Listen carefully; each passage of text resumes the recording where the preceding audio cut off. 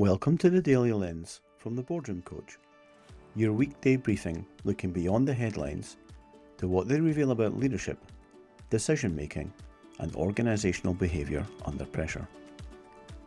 Today we're looking at APRA's AI warning and the leadership gap behind it. APRA's warning to banks, insurers and superannuation trustees is easy to file under technology risk, but I think that misses a more useful signal.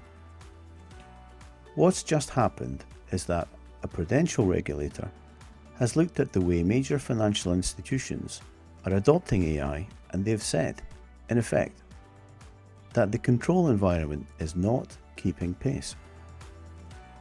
The tools are becoming more powerful, the use cases are spreading, and the assurance around them is still catching up.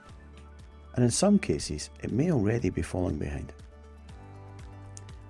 Most people will see this as another regulator telling organisations to be careful with AI, and that is partly true. But the more interesting point is about the boardroom.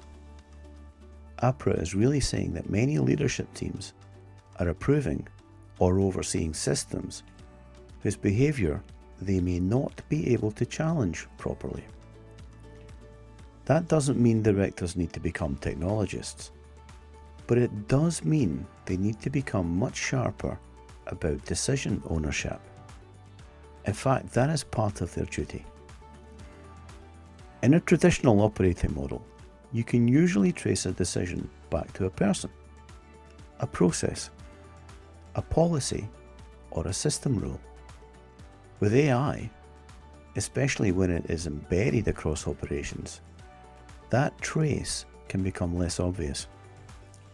The organisation may still be accountable, but accountability becomes harder to evidence if nobody can explain how the system was assessed, monitored, challenged, or stopped. A dominant control question is starting to surface. How do we stop this if we need to? There is another layer here though. Under pressure, commercial or otherwise, organisations tend to overvalue speed and undervalue comprehension. AI makes that temptation stronger, enticing, almost undeniable. It offers efficiency, responsiveness, and scale. Those are powerful attributes in a competitive market. But when speed increases and understanding stays flat, leadership judgement becomes thinner. The board question is not, are we using AI? Most organisations are way beyond that now. The better question is, can we explain where AI is influencing decisions?